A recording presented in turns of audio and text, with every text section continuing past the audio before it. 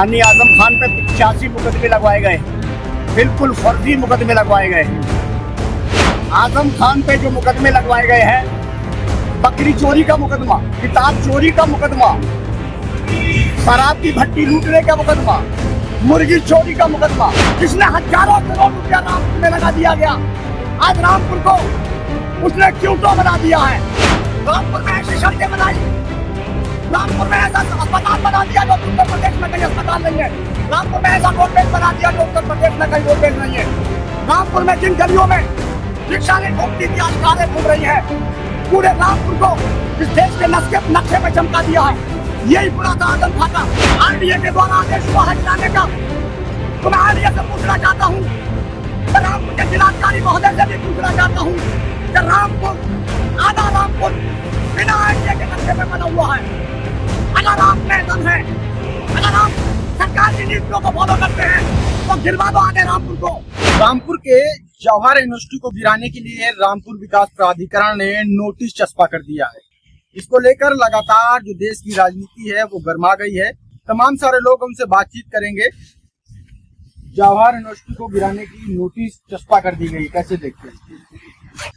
Jawahar university को गिराने की जो नोटिस चस्पा की गई है, मैं डिस्ट्रिक्ट रामपुर का रहने वाला हूँ। विजयपाल सिंह यादव मेरा नाम है। माननीय आजम खान पे 85 मुकदमे लगवाए गए हैं, बिल्कुल फर्जी मुकदमे लगवाए गए हैं। आजम खान पे जो मुकदमे लगवाए गए हैं, बकरी चोरी का मुकदमा, किताब चोरी का मुकदमा, शराब की भट्टी लूटने का मुकदमा, मुर्गी चोरी का मुकदमा। तो पत्रकार महोदय, मैं आपसे पूछना चाहता हूँ, जो आदमी 10 बार का एमएलए है, 2 बार का मेंबर ऑफ पार्लियामेंट है, 2 बार का 4 बार का कैबिनेट मिनिस्टर रहा है, क्या किताब चोरी कर सकता है? क्या वो बकरी चोरी कर सकता है? क्या शराब की भट्टी लूट सकता है?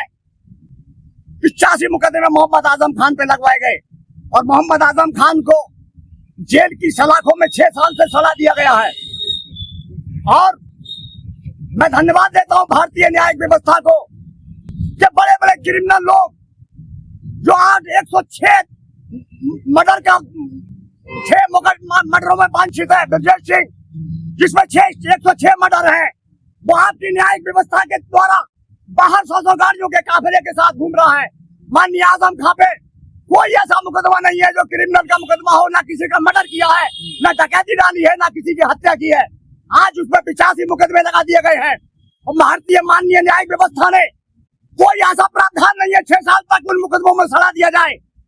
मगर धन्यवाद है इस देश की न्यायिक व्यवस्था को कि अदालत के द्वारा वो आदमी सलाखों के पीछे है जिसने हजारों करोड़ रुपया रामपुर में लगा दिया गया। आज रामपुर को उसने क्यूटो बना दिया है। रामपुर में ऐसी सड़कें बनाई, रामपुर में ऐसा अस्पताल बना दिया जो उत्तर प्रदेश में कहीं अस्पताल नहीं है। रामपुर में ऐसा रोडवेज बना दिया जो उत्तर प्रदेश में कहीं रोडवेज नहीं है।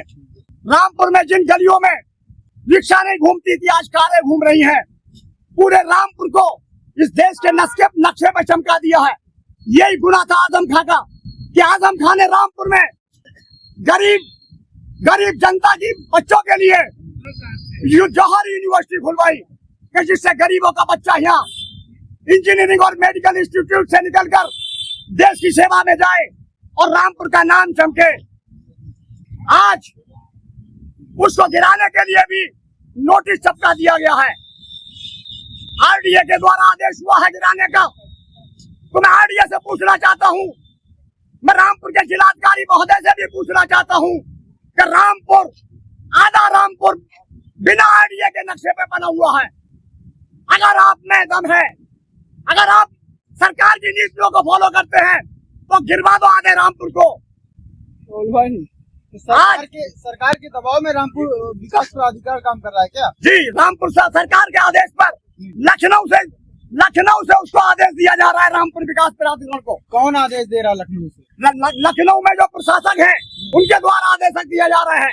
जो एडमिनिस्ट्रेटर बैठे हैं, जो देश प्रदेश चला रहे हैं, उनके द्वारा आदेशित किया जा रहा है कि जवाहर यूनिवर्सिटी जो गरीब बच्चों के इल्म की रोशनी का घर है, जो गरीब बच्चों का शिक्षा का घर है, आज उसको दरोदोज करने का ऑर्डर कर दिया गया है, जो कि अन्याय है।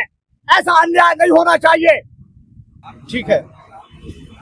तो ये समाजवादी पार्टी के कार्यकर्ता हैं, उनका साफ तौर पे कहना है कि जिस तरह से जवाहर यूनिवर्सिटी को गिराने का आदेश हुआ है, अगर वो यूनिवर्सिटी गिराई जाती है तो सबसे पहले समाजवादी पार्टी को बुलडोजर लगाना पड़ेगा। इसके साथ ही कहा है कि राम मंदिर चंदा चौधरी मामले को डाइवर्ट करने के लिए ये लोग इस तरह की बातें कर रहे हैं। लखनऊ से सतभावना आवाज के लिए कमल साहू के साथ आयुष अवस्थी।